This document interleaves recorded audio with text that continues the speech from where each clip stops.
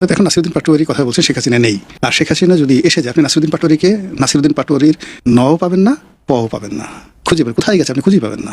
এটি হলো দুনিয়ার কোথায় যখন ঘূর্ণিঝড় আসে, সুনামি আসে, আপনি কোনো কিছু খোঁজ থাকেন। শেখ হাসিনা যদি আসতে পারবেন কিনা আল্লাহ জানে, উনি জানেন, ওনার কথা জানেন। উনি যদি আসেন, আসার পরে যে পরিবেশ পরিস্থিতির সৃষ্টি হবে, আপনি অন্য কোনো শব্দই শুনতে পাবেন না, কোনো নাম নাই, কোনো গন্ধ নাই, কোনো শব্দ নাই, চারিদিকে শুধু হাসিনা, চারিদিকে জয় বাংলা। ইনকোয়ারি না হওয়া পর্যন্ত এই প্রত্যেকটা লোক ডক্টর ইউনূস থেকে আরম্ভ করে অ্যাডভাইজাররা যেন দেশ ত্যাগ করতে না পারে।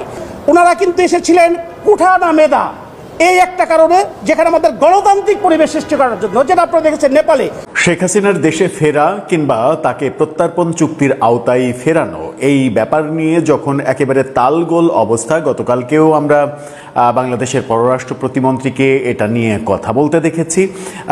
এই ব্যাপারগুলো নিয়ে যখন কথা হচ্ছে, তখন আজকে বিকেলে পৃথিবীর অন্যতম প্রধান সংবাদ মাধ্যম রয়টার্স তারা রীতিমতো বোমা ফাটিয়েছে। বিদেশে নির্বাসনে থাকার চেয়ে দেশের জেলে থাকা ভালো, এটাই এখন মনে করছেন সাবেক প্রধানমন্ত্রী শেখ হাসিনা। দেশে ফেরার নির্দিষ্ট সময়ও ঘোষণা করেছেন তিনি, জানিয়েছেন ডিসেম্বরের মধ্যেই তিনি এবং তার দলের নেতারা বাংলাদেশে ফিরবেন।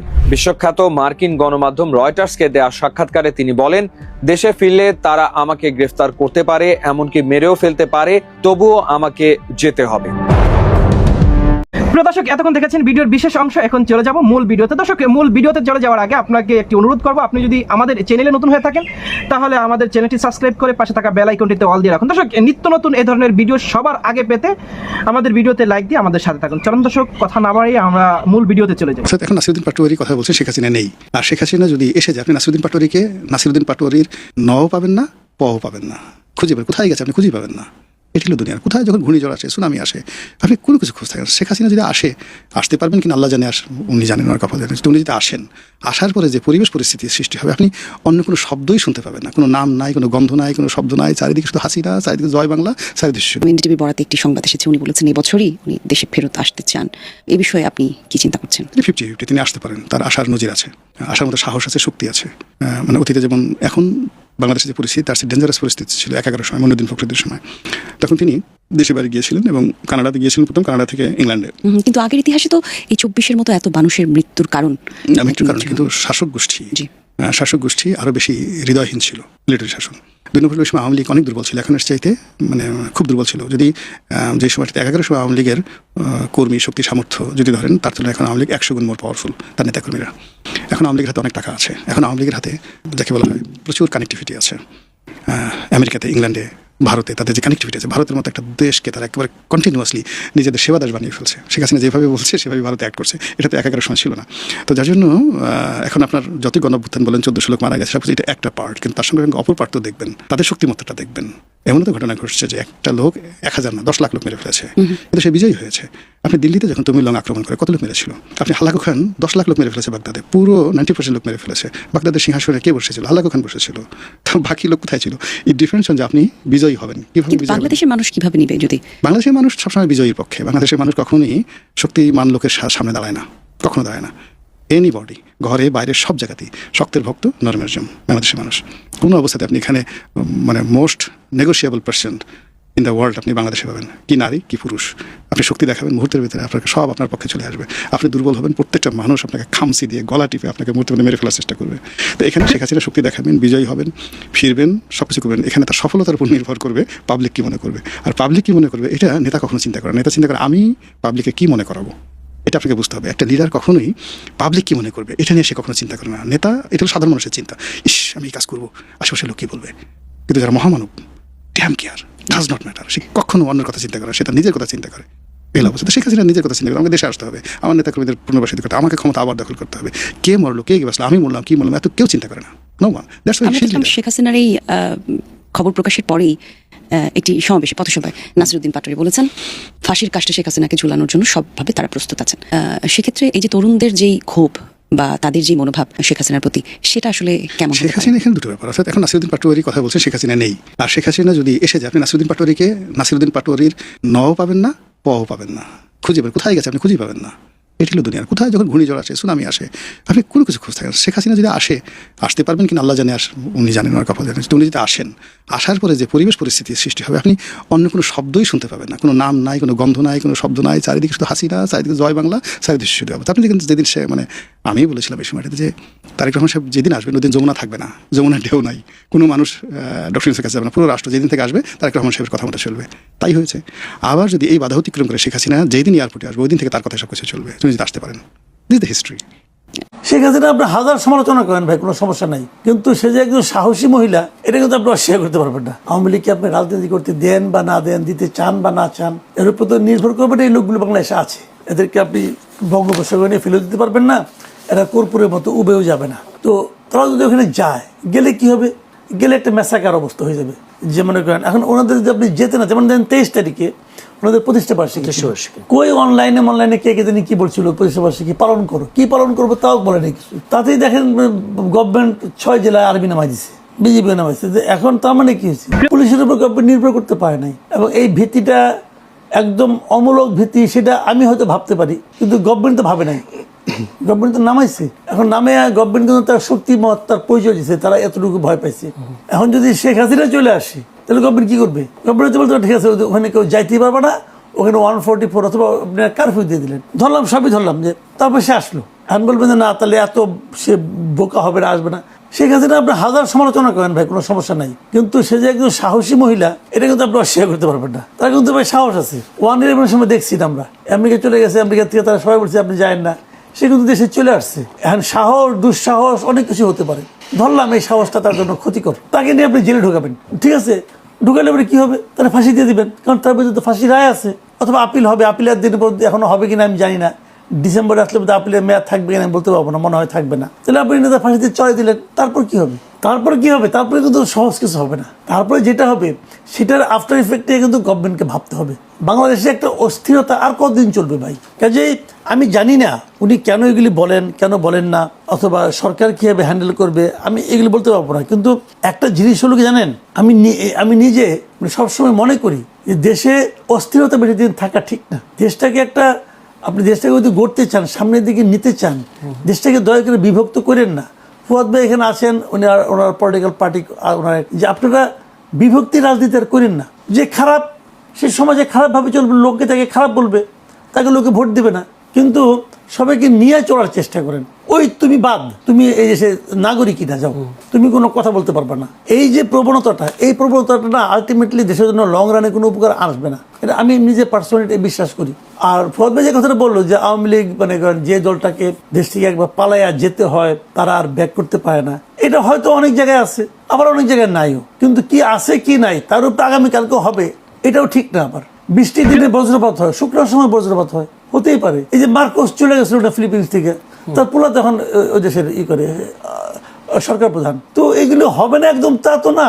তো এখন কোশ্চেনটা হলো কি, মানুষ অনেক কিছুই ভাবে, বিষয়টা হলো যে বর্তমান সরকার যদি আওয়ামী লীগের আসার প্রয়োজনীয়তাটাকে জনমনে বুঝাতে পারে যে ওকে ছাড়াও তোমাদের চলবে, দেখো না আমি কত ভালো করতেছি, তাহলে মানুষ চুপচাপ থাকবে। আর সরকার যদি সেই কাজটা যে ডক্টর ইউনূস পারে নাই, ডক্টর ইউনূসটা একটু সুবর্ণ সুযোগ পাচ্ছিল, কিন্তু সেটা পারে নাই করতে।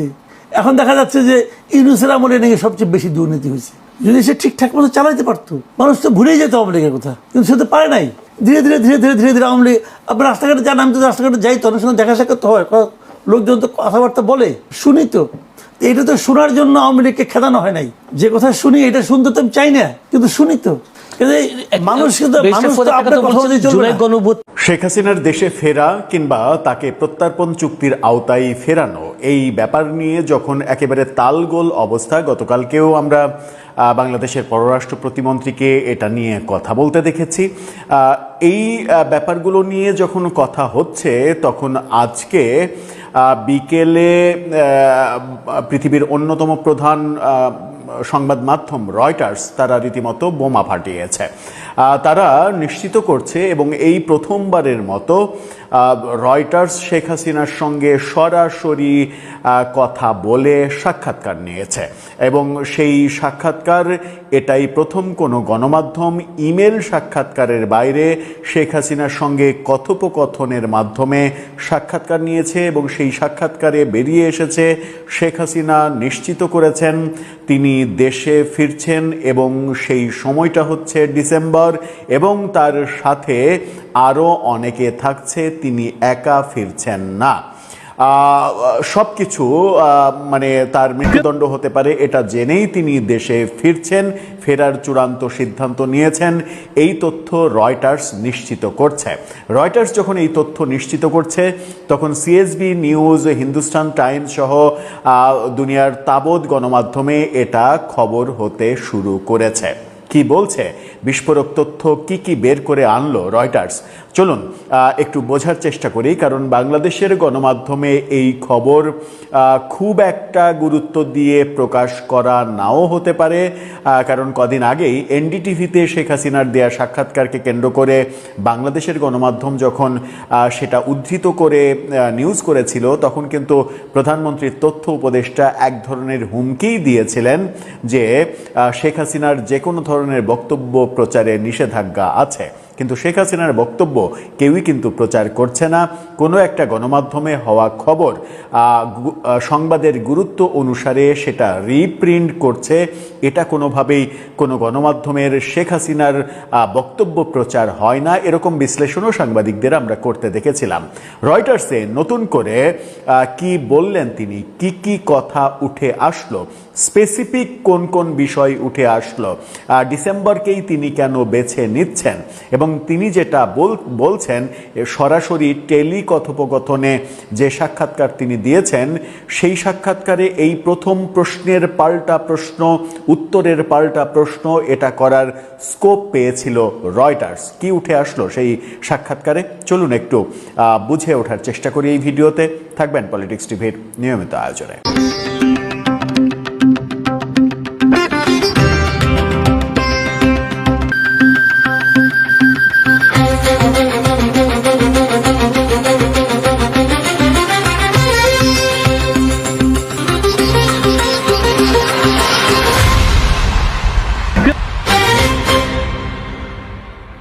দর্শক, বলছিলাম রয়টার্সের কথা, দুনিয়ার তাবৎ বাঘা সংবাদ মাধ্যমের মধ্যে অন্যতম বড় এবং বলা যায় সব থেকে বৃহৎ সংবাদ মাধ্যম রয়টার্স। সেই রয়টার্স খবর দিচ্ছে এবং তারা দাবি করছে শেখ হাসিনার সঙ্গে 1 ঘন্টারও বেশি সময় তারা টেলি কথোপকথন করেছেন। রয়টার্সের প্রতিবেদক এই কথা বলেছেন, শেখ হাসিনার সঙ্গে কথা বলে সাক্ষাৎকার নিয়েছেন এবং সাক্ষাৎকারের মূল ব্যাপারটা তুলে এনেছেন। রয়টার্স এটা খুবই গুরুত্ব সহকারে প্রকাশ করেছে। রয়টার্স তার মূল যে প্রতিবেদন ওয়েবসাইটে প্রকাশ করেছে সেটা শিরোনামটা দেখে নিতে পারেন। সেখানে তারা বলছে এক্সক্লুসিভ, এটাকে এক্সক্লুসিভ সাক্ষাৎকার বলছে। তারা বলছে বাংলাদেশের Hasina plans December return with party colleagues to surrender, অর্থাৎ তার পার্টির অন্যান্য নেতাদেরকে নিয়ে তিনি সারেন্ডার করার জন্যই ডিসেম্বরে দেশে ফিরবেন এই ঘোষণা দিয়েছেন। তার মানে এখানে একটা নতুন তথ্য আছে, তিনি একা না, তার সাথে তার দলীয় নেতারাও থাকবেন। সেই ক্ষেত্রে কোন কোন নেতাকে তিনি বেছে নেবেন বাংলাদেশে সারেন্ডার করে কারাগারে যাওয়ার জন্য, সেটাই এখন দেখার বিষয়। রয়টার্সের এই প্রতিবেদন আমরা যখন দেখছি তখন রয়টার্স এটা সামাজিক যোগাযোগ মাধ্যমে ফেসবুকেও গুরুত্ব সহকারে প্রকাশ করেছে। তাদের ফেসবুক পোস্টটা দেখে নিন, সেখানেও তারা বলছে exclusive, ousted Bangladeshi prime minister Sheikh Hasina facing a death sentence back home where her party is banned, told Reuters she and senior party colleagues plan to return from exile in India around December and surrender. এই বক্তব্য ফেসবুকে দিচ্ছে এবং তারা যখন এটা প্রকাশ করছে তখন আমরা দেখছি যে আমেরিকা ভিত্তিক গণমাধ্যম সিএসবি নিউজ তারাও এই খবরটা নিশ্চিত করছে। তাদের ফটোকার্ডটা দেখে নিন, সেখানে তারা বলছে ডিসেম্বরেই নেতাকর্মী সহ দেশে ফিরছেন শেখ হাসিনা। তারা রয়টার্সের উদ্ধৃতি দিয়েই এই খবরটা প্রকাশ করছে। এই খবর যখন তারা দিচ্ছে তখন হিন্দুস্তান টাইমসও এটা নিয়ে খবর করছে। হিন্দুস্তান টাইমস সহ ভারতের বহু গণমাধ্যমে এটা প্রকাশিত হয়ে গেছে। এরই মাঝে হিন্দুস্তান টাইমসের শিরোনামটা দেখে নিন, সেখানে বলছে they may kill me, Sheikh Hasina plans December return to Bangladesh, wants death to come on own soul. Hindustan টাইমসের শিরোনামটা এরকম। রয়টার্স কি বলছে? রয়টার্সের প্রতিবেদনে মূল যে চারটা ব্যাপার উঠে এসেছে সেখানে হচ্ছে ক্ষমতাচ্যুত বাংলাদেশি নেত্রী রয়টার্সকে বলেছেন দেশে ফিরলে তার মৃত্যু ঝুঁকি রয়েছে। হাসিনা বলেছেন তিনি ও দলের কর্মীরা স্বেচ্ছায় ফেরার পর আদালতে আত্মসমর্পণ করবে। বলছেন মৃত্যুদণ্ড সত্ত্বেও পরিকল্পিত প্রত্যাবর্তন নিয়ে ঢাকার সঙ্গে কোনো যোগাযোগ নয়। শেখ হাসিনা বলছেন, অর্থাৎ তিনি সরকারের সঙ্গে কিংবা ঢাকার সঙ্গে কোনো ধরনের কোনো দফারফা করতে চান না। তারপরে তিনি বলেছেন হাসিনা তার আওয়ামী লীগের ওপর থেকে নিষেধাজ্ঞা তুলে নেওয়ার দাবিও জানিয়েছেন। এবার যায় একটু বিস্তারিততে। ক্ষমতাচ্যুত বাংলাদেশি প্রধানমন্ত্রী শেখ হাসিনা, যিনি দেশে ফিরে মৃত্যুদণ্ডের মুখোমুখি এবং যেখানে তার দল নিষিদ্ধ, রয়টার্সকে বলেছেন যে তিনি এবং তার দলের জ্যেষ্ঠ সহকর্মীরা ডিসেম্বরের মধ্যেই ভারত থেকে নির্বাসন শেষে ফিরে এসে আত্মসমর্পণ করার পরিকল্পনা করছেন। দক্ষিণ এশিয়ার দেশটির দীর্ঘতম সময় ধরে ক্ষমতায় থাকা নেত্রী বলছেন তিনি এবং তার আওয়ামী লীগের সদস্যরা 2 বছর আগে পালিয়ে যাওয়া দেশে স্বেচ্ছায় ফিরে এসে আদালতে হাজিরা দেওয়ার লক্ষ্য নিয়েছেন, অর্থাৎ সিদ্ধান্ত নিয়েছেন তারা আদালতে আত্মসমর্পণ করবেন। এর মাধ্যমে বাংলাদেশ তার সবচেয়ে প্রভাবশালী রাজনৈতিক প্রতিপক্ষের মোকাবেলার পদ্ধতিকে পরীক্ষা করবে। ফিরে এলে তারা আমাকে গ্রেপ্তার করতে পারে, এমনকি মেরেও ফেলতে পারে। এই বৃহস্পতিবার গভীর রাতে এবং শুক্রবার সকাল পর্যন্ত প্রায় 1 ঘন্টা ব্যাপী টেলিফোন সাক্ষাৎকারে বলেন 78 বয়সী এই নেত্রী। অর্থাৎ টেলিফোন সাক্ষাৎকারে যেটা সাক্ষাৎকারটা নেওয়া হয়েছে টেলিফোনে কথোপকথনের মাধ্যমে, এই প্রথম কোনো গণমাধ্যম শেখ হাসিনার সঙ্গে সরাসরি কথা বলল। আর কোনো গণমাধ্যম, বিশ্বের আর কোনো গণমাধ্যম সরাসরি কথা বলতে পারেনি, সবাই ইমেল সাক্ষাৎকার নিয়ে ছাপিয়েছিল। সুতরাং এই সাক্ষাৎকারটার গুরুত্ব অন্যগুলোর চাইতে অনেক বেশি হবে, এটাই স্বাভাবিক। তিনি বলছেন তবুও আমাকে যেতে হবে। আমার দলের নেতাকর্মীরা প্রচণ্ড দমনপীড়নের শিকার হচ্ছেন। যদি মৃত্যু আসে আমি চাই তা যেন আমার নিজের মাটিতেই আসে, যেখানে আমার বাবা মা সমাহিত এবং যেখানে তাদের রক্ত ঝরেছিল। নির্বাচনের কারণে বাংলাদেশ ভারত সম্পর্কে টানাপোড়েন হবে কিনা সেই প্রসঙ্গে তিনি বলছেন যে একাধিক মেয়াদে 20 বছর প্রধানমন্ত্রীত্বের অবসান ঘটিয়ে বিক্ষোভের মুখে 2024 সালে বাংলাদেশ থেকে চলে যান শেখ হাসিনা। ছাত্র নেতৃত্বের এক গণঅভ্যুত্থানে প্রাণঘাতী দমনপীড়নের নির্দেশ দেওয়ায় দেশটির যুদ্ধাপরাধ আদালত নভেম্বরে তার অনুপস্থিতিতে তাকে মৃত্যুদণ্ড দেয়। তিনি নির্বাসন থেকে এই অভিযোগ অস্বীকার করে আসছেন, অর্থাৎ শেখ হাসিনা তার বিরুদ্ধে যে অভিযোগ সেই অভিযোগগুলো অস্বীকার করছেন, সেটা বলছে রয়টার্স। 2 বছরের অস্থিরতার পর ঢাকা সরকার স্থিতিশীলতা ফিরিয়ে আনার চেষ্টা করায় তার প্রত্যাবর্তন পোশাক রপ্তানির এই শক্তিশালী দেশটিতে রাজনৈতিক বিভাজন আরও তীব্র করতে পারে। অর্থাৎ শেখ হাসিনা ফিরে আসা রাজনৈতিক বিভাজন তৈরি করতে পারে আরও বেশি, এটা রয়টার্স মনে করছে। অন্যদিকে এটি ভারতের সঙ্গে তিক্ত সম্পর্কের উন্নতি ঘটাতে পারে, যা নয়াদিল্লি তাকে আশ্রয় দেওয়ার পর তীব্রভাবে অবনতি হয়েছিল। অর্থাৎ রয়টার্স বলছে শেখ হাসিনা যদি সত্যিই দেশে ফিরে আসেন তাহলে ভারতের সঙ্গে যে তিক্ত সম্পর্ক সেই তিক্ত সম্পর্কের অবসান ঘটতে পারে 1। 2, শেখ হাসিনা ফিরলে রাজনৈতিক পরিস্থিতি সংঘাতময় হতে পারে, যেটা আমরা একাধিক ভিডিওতে বলেছি যে শেখ হাসিনা ফিরলে বর্তমান সরকার উভয় সংকটে পড়তে পারে। একটা হচ্ছে বিরোধী দলের চাওয়া তার মানে শাস্তি কার্যকর করা, অন্যদিকে শাস্তি কার্যকর করতে গেলে আওয়ামী লীগ যদি মাঠে নেমে যায় তখন পরিস্থিতি ট্যাকেল দেওয়াটাও সরকারের জন্য একটু কঠিন হতে পারে।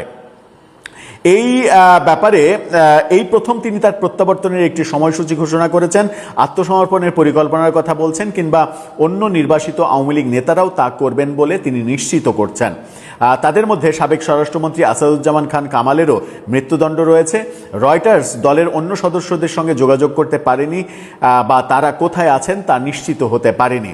তিনি বলেন ঢাকার কর্তৃপক্ষ আমাকে ফিরিয়ে নিতে চায়, আমাকে ফেরত পাঠানোর জন্য তারা বারবার ভারতে চিঠি পাঠাচ্ছে, আমি নিজেই চলে যাব। অর্থাৎ ভারতকে ফেরত পাঠানো লাগবে না, আমি নিজেই চলে যাব। হাসিনার মন্তব্যের বিষয়ে মতামত জানতে চাওয়া হলে বাংলাদেশ সরকারের মুখপাত্ররা কোনো সাড়া দেননি। অর্থাৎ এই ব্যাপারে বাংলাদেশ সরকারের পক্ষ থেকে কিছু বলা হয়নি রয়টার্সকে। হাসিনার মন্তব্যের বিষয়ে মতামত জানতে চাওয়া হলে বাংলাদেশ সরকারের মুখপাত্ররা কোনো সাড়া দেননি। মন্তব্যের অনুরোধে ভারতের পররাষ্ট্র মন্ত্রণালয় কোনো সাড়া দেয়নি। এপ্রিলে মন্ত্রণালয়টি জানিয়েছিল তারা তাকে প্রত্যর্পণের জন্য বাংলাদেশের অনুরোধ খতিয়ে দেখছে এবং নতুন সরকারের সঙ্গে গঠনমূলকভাবে কাজ করে দ্বিপাক্ষিক সম্পর্ক আরও জোরদার করতে চায়। একসময়ের গণতন্ত্রের রক্ষক ভিন্নমত দমনের অভিযোগে অভিযুক্ত, অর্থাৎ একসময়ই যিনি গণতন্ত্রের রক্ষক ছিলেন তিনি ভিন্নমত দমনের যে অভিযোগ সেই অভিযোগে অভিযুক্ত হয়েছেন। শেখ হাসিনা প্রসঙ্গে রয়টার্স বলছেন যে একটি সামরিক অভ্যুত্থানে তার পিতা একজন স্বাধীনতার নেতা এবং পরিবারের অধিকাংশ সদস্যকে হত্যা করার পর শেখ হাসিনা পাদপ্রদীপের আলোয় এসেছিলেন। তারপরে তার রাজনৈতিক জীবনের বর্ণনা দেওয়া হচ্ছে এবং গত আন্দোলন যেটা জুলাই আন্দোলন, সেখানে জাতিসংঘের রিপোর্টে 1400 জন মৃত্যুর যে খবর সেই খবরটাও বলা হচ্ছে। শেখ হাসিনা যেটা বলেছেন রয়টার্সকে সর্বশেষ সেটা হচ্ছে জনগণকে সিদ্ধান্ত নিতে দিতে হবে, অর্থাৎ জনগণই সিদ্ধান্ত নেবেন। শেখ হাসিনা বলেছেন জনগণকেই সিদ্ধান্ত নিতে দিন। গণমাধ্যমের প্রতিবেদন এবং সরকারি কর্মকর্তাদের ভাষ্যমতে তার সরকার ক্ষমতাচ্যুত হওয়ার পর থেকে আওয়ামী লীগের বহু কর্মী গ্রেপ্তার, আইনি মামলা, শারীরিক আক্রমণের শিকার হয়েছেন। হাসিনা বলেছেন দেশে ফেরার পরিকল্পনা নিয়ে ঢাকার সঙ্গে তার কোনো যোগাযোগ হয়নি। গণতন্ত্র, ভোটাধিকার, আওয়ামী লীগের রাজনৈতিক অধিকার এবং ন্যায় বিচার গোপন আলোচনার বিষয় নয়, মানে এখানে গোপন আলোচনার কোনো ব্যাপার নেই। তিনি বলেন কারাবাস নিয়ে তিনি চিন্তিত নন, কারণ এর আগেও তিনি বেশ কয়েকবার গ্রেপ্তার হয়েছেন। পিতার হত্যাকাণ্ডের পর 1981 সালে নির্বাসন থেকে ফিরে আসার পর সামরিক শাসনের বিরুদ্ধে চলা অভিযানে তিনি বারবার আটক হন। 2007 সালে একটি সামরিক সমর্থিত তত্ত্বাবধায়ক সরকারও তাকে জেলে নিয়েছিল, সেই ব্যাপারগুলো তিনি বলেছেন। তিনি বলেছেন যে মানে এই যে তার বাসভবনের দিকে জনতা এগিয়ে আসায়, প্রাণনাশের হুমকি পাওয়ায় তিনি এবার পালিয়ে যেতে বাধ্য হয়েছেন। তিনি বলেছেন যখন কোনো সরকার দীর্ঘদিন ধরে কাজ করে তখন ভুল হতেই পারে, এটা কিন্তু খুব গুরুত্বপূর্ণ ব্যাপার। তিনি বলছেন যে তার ভুল হতে পারে, কোনো সরকারই ভুলের ঊর্ধ্বে নয়, কিন্তু একটি সরকারের ভালো মন্দ, ন্যায় অন্যায় বিচার করার অধিকার জনগণের। আমি সেই বিচারের ভার জনগণের উপরেই ছেড়ে দিই। হাসিনা বলেছেন আওয়ামী লীগ পুনর্গঠনের প্রচেষ্টার অংশ হিসেবে তিনি বাংলাদেশের 300টি সংসদীয় আসনের মধ্যে 125টি আসনে অনলাইন বৈঠক করেছেন। 125 আসনে তিনি অনলাইন বৈঠক করেছেন, সেই তথ্য তিনি রয়টার্সকে জানিয়েছেন। তার মানে এখনো 175টি আসনের সঙ্গে তার কোনো যোগাযোগ হয়নি। তিনি বলেন তারা হয়তো আমাকে দোষী সাব্যস্ত করেছে এবং আমি হয়তো নির্বাচনে প্রতিদ্বন্দ্বিতা করতে পারবো না, কিন্তু তারা আওয়ামী লীগকে কেন স্থগিত করবে? আমরা যদি ভুল করে থাকি তবে জনগণই তার সিদ্ধান্ত নিক। অর্থাৎ আওয়ামী লীগ যদি ভুল করে থাকে তাহলে সেই সিদ্ধান্ত জনগণের উপরে ছেড়ে দেওয়ার কথা বলছেন। যে কথাটা অনেকেই বলেছেন যে রাজনৈতিক দলকে নির্বাহী আদেশে, আদালতের মাধ্যমে, যে কোনো ফরম্যাটে নিষিদ্ধ করার যে প্ল্যান, সেই প্ল্যানটা ঠিক নয়। অনেকে এটাও বলেছেন যে 24-এর শেখ হাসিনা সরকার পতনের পরে 3 মাসের মধ্যে যদি নির্বাচন হতো তাহলে কিন্তু জনগণই তাদেরকে ভোট। প্রিয় দর্শক, আজকের ভিডিও সম্পর্কে আপনার মূল্যবান মতামত অবশ্যই আমাদের কমেন্ট সেকশনে লিখে যাবেন। আর আপনাকে বিশেষ করে একটি অনুরোধ করবো, আপনি যদি আমাদের চ্যানেলে নতুন হয়ে থাকেন তাহলে সাবস্ক্রাইব করে পাশে থাকা বেল আইকনটিতে অল দিয়ে রাখুন। এতক্ষণ আমাদের সাথে